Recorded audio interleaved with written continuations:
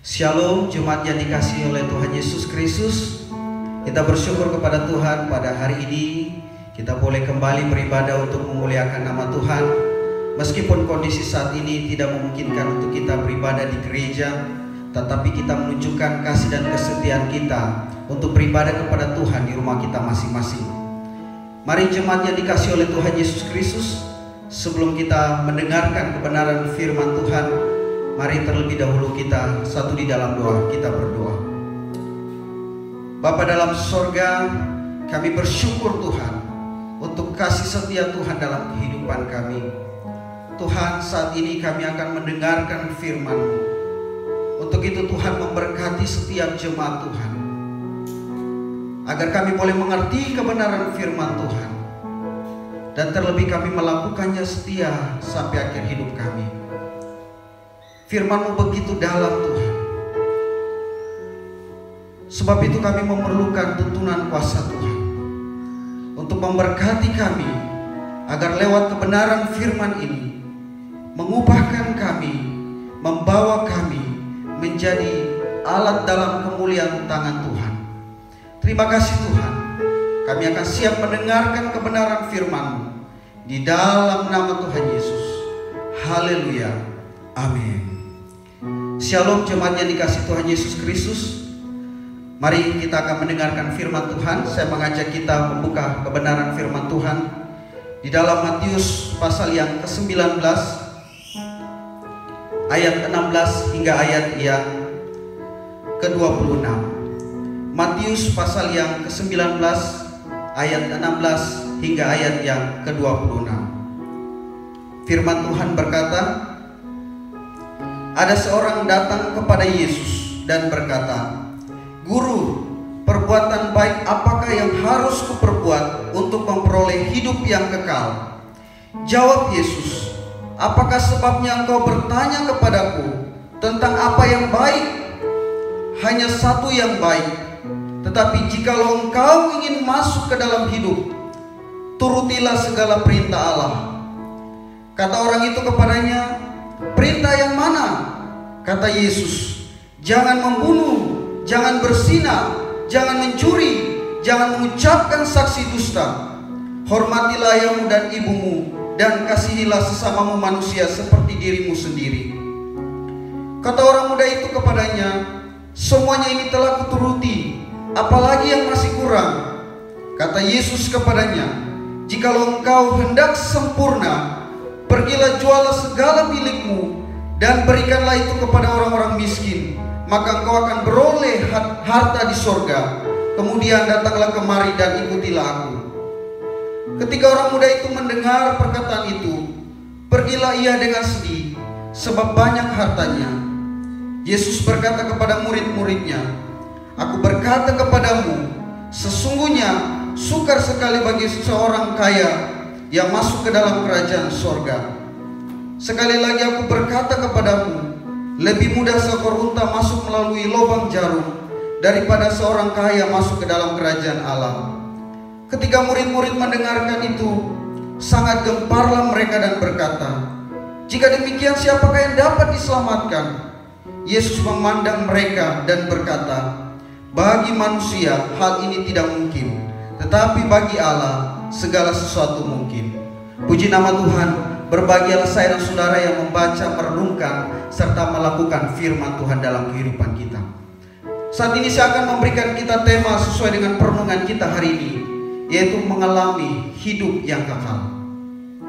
Bapak Ibu jemaat yang dikasihi oleh Tuhan Yesus, saya percaya bahwa setiap saya dan saudara yang menyaksikan firman Tuhan hari ini pasti ingin mengalami hidup kekal, mengalami keselamatan dalam kehidupan kita. Sama seperti orang muda yang kaya ini bertanya kepada Yesus. Karena kita menyadari bahwa kehidupan kita di dunia ini hanyalah sementara. Setiap saya dan saudara pasti akan mengalami namanya kematian. Dan kapan waktunya tiba Tuhan memanggil saya dan saudara.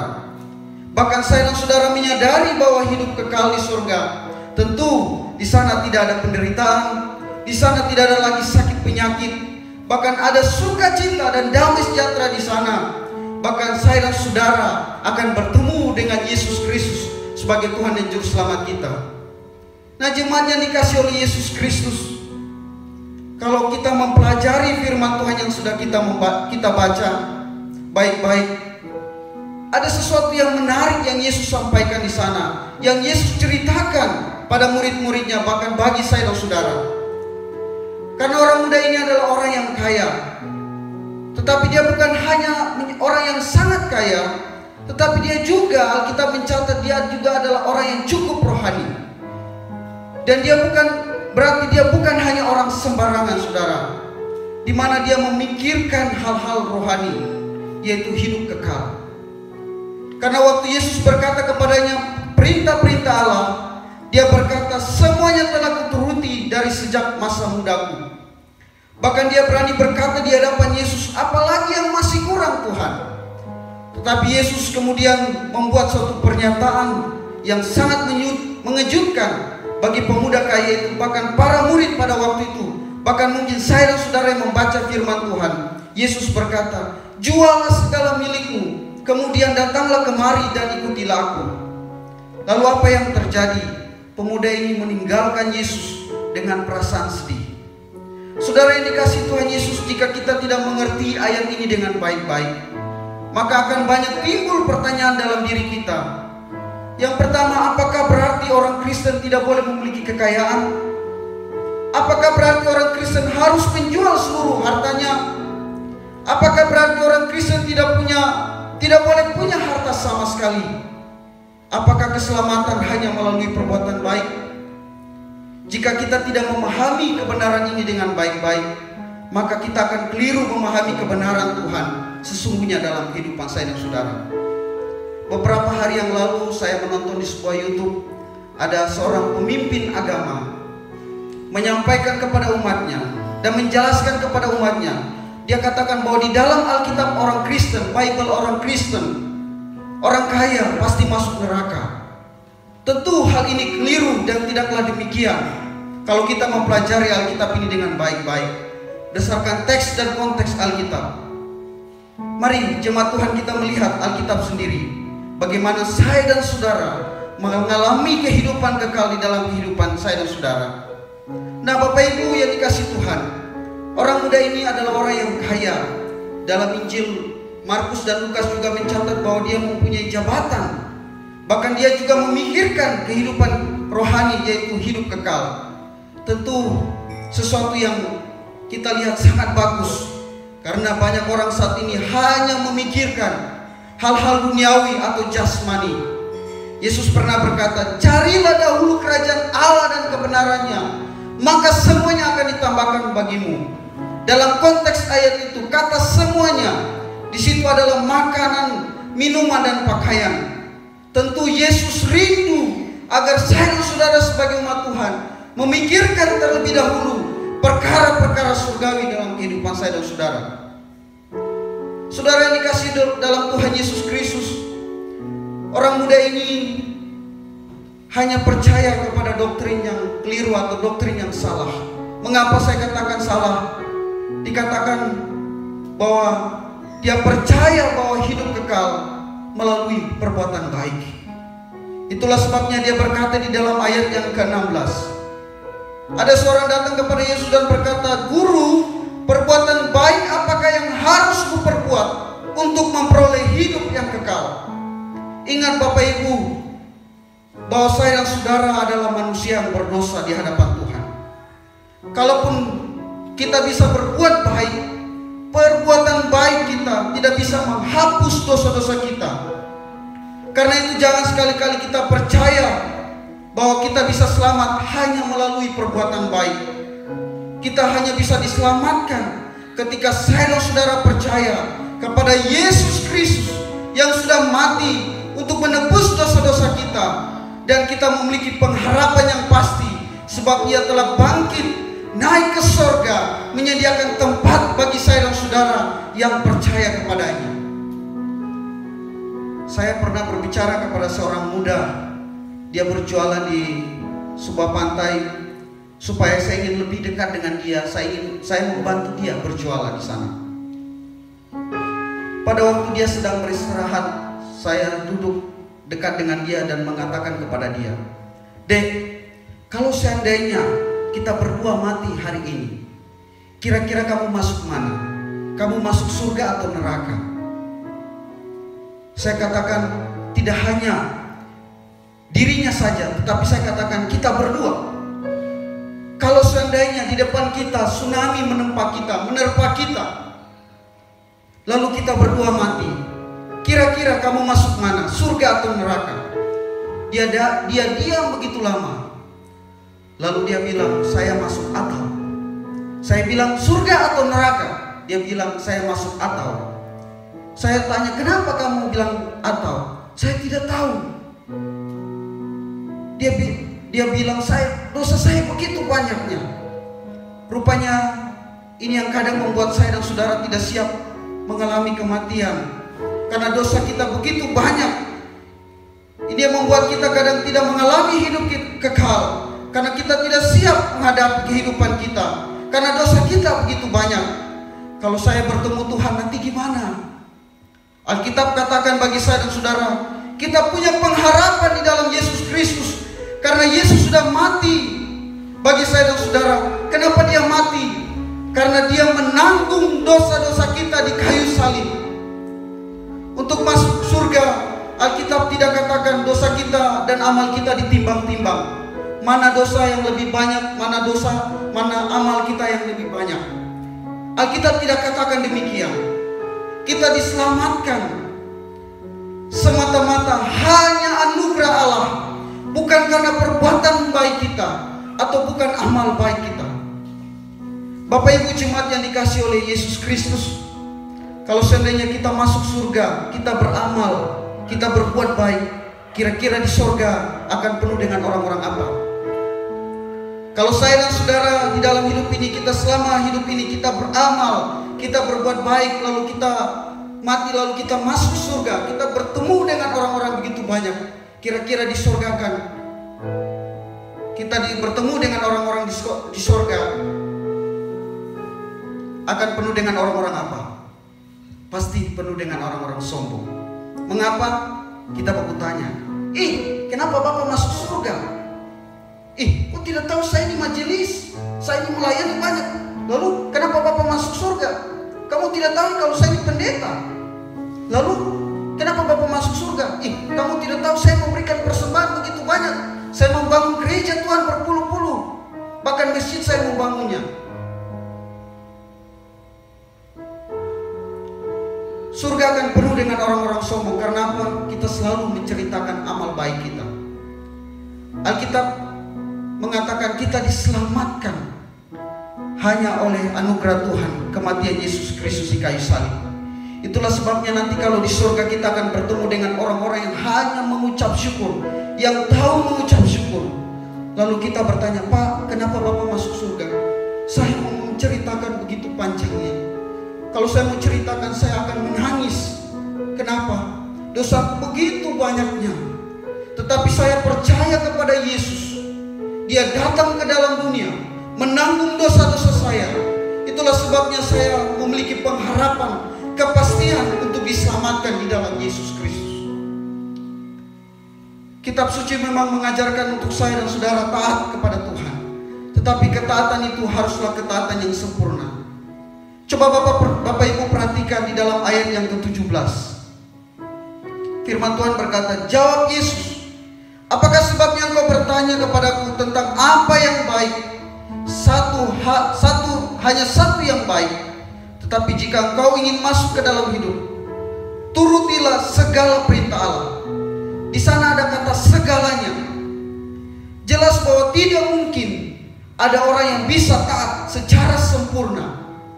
Dan karena itulah, maka tidak ada orang pun yang bisa dibenarkan oleh Allah karena ketaatan atau perbuatan baik saya dan saudara. Kalau kita melihat di dalam ayat yang ke-17,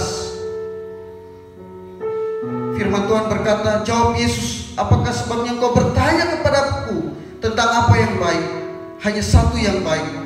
Tetapi jika engkau ingin masuk ke dalam hidup, turutilah segala perintah Allah." Ayat 17 ini bukan mengajarkan keselamatan melalui ketaatan atau perbuatan amal baik kita. Tujuan Yesus di sini justru ingin menyadarkan pemuda kaya ini bahwa ia tidak mungkin mendapatkan kehidupan yang kekal hanya dengan usahanya sendiri.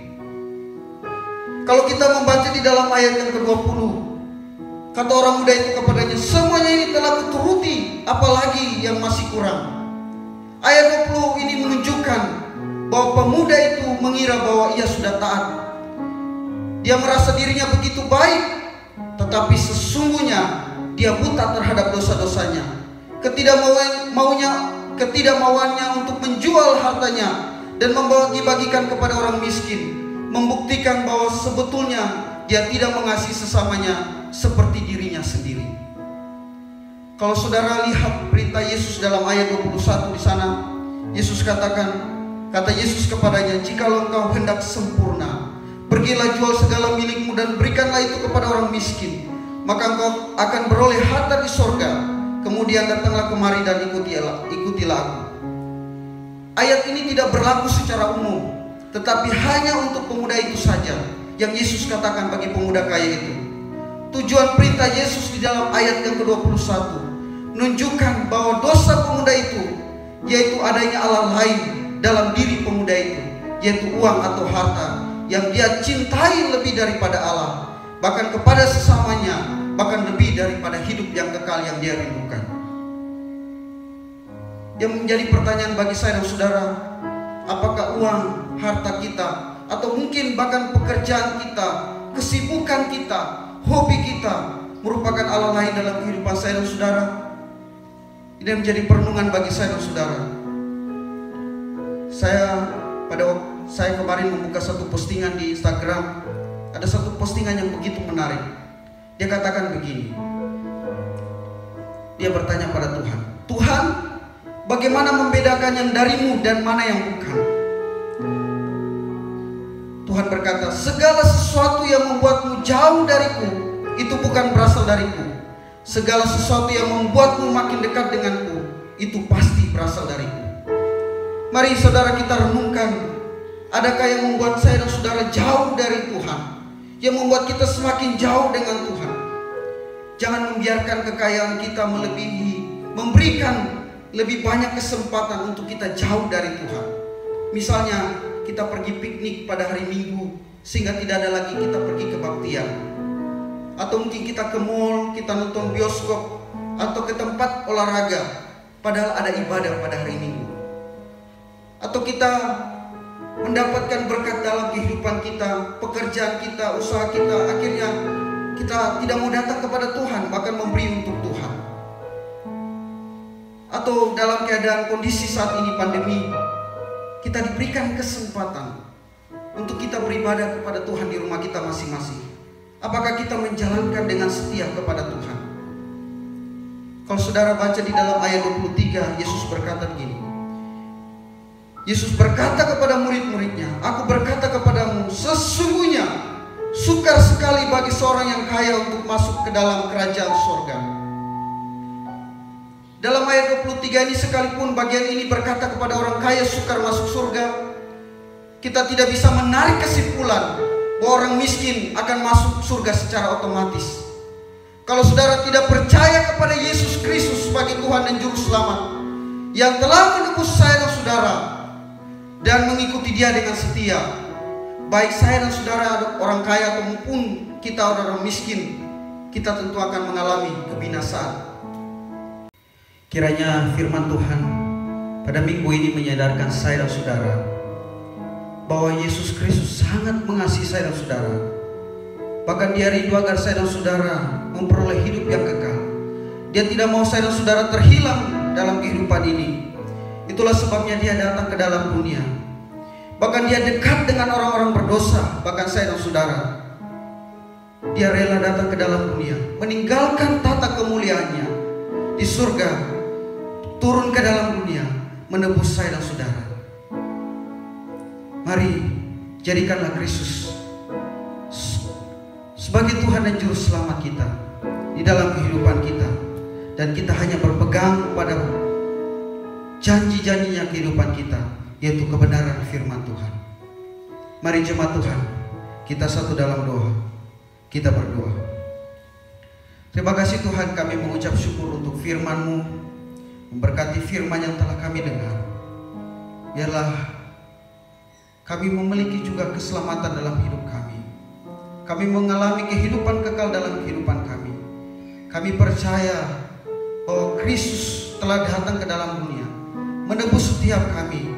Kami memiliki pengharapan dan kepastian bahwa kami memiliki kehidupan kekal di dalam Yesus Kristus. Terima kasih Tuhan, kami bersyukur untuk firman-Mu.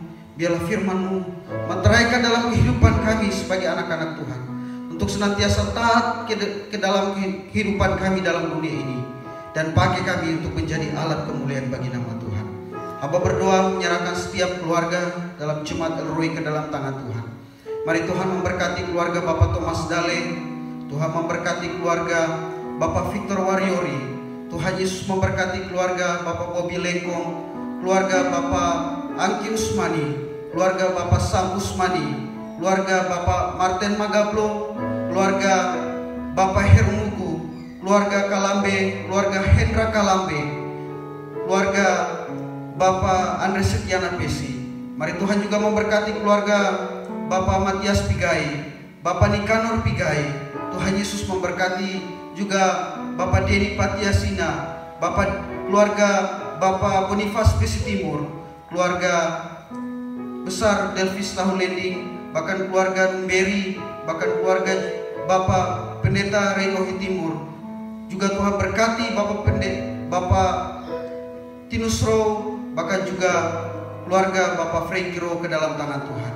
Mari setiap keluarga-keluarga dalam jemaat El Roi, bahkan setiap jemaat yang mungkin hamba tidak sebutkan nama mereka satu persatu, juga Tuhan memberkati mereka. Biarlah senantiasa Tuhan mencurahkan, memberkati kehidupan jemaat El Roi, memberikan mereka kekuatan, kesehatan senantiasa di dalam Tuhan. Bahkan hamba berdoa menyerahkan ke dalam tangan Tuhan segala kebutuhan, keperluan mereka sehari-hari. Maka minum pakai, Tuhan memberkati mereka, memberkati setiap pekerjaan dan usaha-usaha yang mereka hari-hari ini kelola, kerjakan. Tuhan Yesus memberkati. Hamba berdoa menyerahkan juga anak-anak jemaat El Roi dalam bangku pendidikan, baik dari TK, SD, SMP, bahkan sampai perguruan tinggi. Juga Tuhan memberkati mereka. Bahkan yang sudah selesai dalam bangku pendidikan sekolah, yang akan melanjutkan ke jenjang berikutnya, Tuhan memberkati mereka. Biaya yang mereka butuhkan, Tuhan Yesus memberkati. Hamba menyerahkan ke dalam tangan Tuhan, memberkati juga jemaat Tuhan, bahkan anak-anak muda yang sedang mencari pekerjaan juga. Mari juga Tuhan memberi yang terbaik bagi setiap anak-anak Tuhan. Hamba berdoa juga menyerahkan ke dalam tangan Tuhan. Mari juga Tuhan memberkati setiap anak-anak sekolah minggu, setiap keluarga. Tuhan memberkati pemuda dan remaja. Tuhan memberkati mereka agar jemaat El Roi ini semakin bertumbuh di dalam Tuhan. Kami berdoa juga menyerahkan program kami dalam tahun ini, secara khusus pembangunan gedung gereja yang baru. Mari juga Tuhan memberkati Tuka yang bekerja, Tuhan memberkati. Berkati Bapak Tinus Rose sebagai ketua panitia pembangunan juga. Tuhan memberkati hamba-Mu, senantiasa memberikan kekuatan kesehatan bagi hamba-Mu. Biaya yang dibutuhkan, bahan-bahan material yang masih dibutuhkan, tahap-tahap selanjutnya yang dibutuhkan dalam pembangunan gedung gereja ini, Tuhan memberkati. Kami berdoa juga menyerahkan rencana peletakan batu pertama di Sorong Selatan. Tuhan juga memberkati panitia yang ada di sana. Tuhan memberkati. Biarlah semua boleh berjalan dengan baik seluruh kehendak, hormat, kemuliaan bagi nama Tuhan. Kami berdoa menyerahkan juga ke dalam tangan Tuhan situasi kota dan bangsa ini ke dalam tangan Tuhan. Kiranya Tuhan memulihkan dari virus corona. Kami taruh ke dalam tangan Tuhan. Berkati setiap para pemerintah, setiap para medis yang menangani setiap pasien, bahkan pasien-pasien yang sudah terjangkit. Kami berdoa Tuhan jamah dan sembuhkan di dalam nama Tuhan Yesus. Berikan kami kekuatan, kesehatan dalam menjalani masa pandemi ini Tuhan. Kami berdoa dan kami terus berdoa, kiranya Tuhan memulihkan kota bangsa kami dari virus corona ini Tuhan. Di dalam nama Tuhan Yesus kami menyerahkan ke dalam tangan Tuhan. Kami percaya ada kekuatan penyertaan Tuhan bagi kami, setiap orang yang percaya kepada Tuhan. Terima kasih Tuhan. Inilah doa kami di dalam nama Tuhan Yesus. Kami sudah berdoa dan mengucap syukur kepada Bapa di surga. Haleluya. Amin. Selamat hari Minggu Bapak Ibu jemaat Tuhan. Tuhan Yesus memberkati kita semua. Shalom.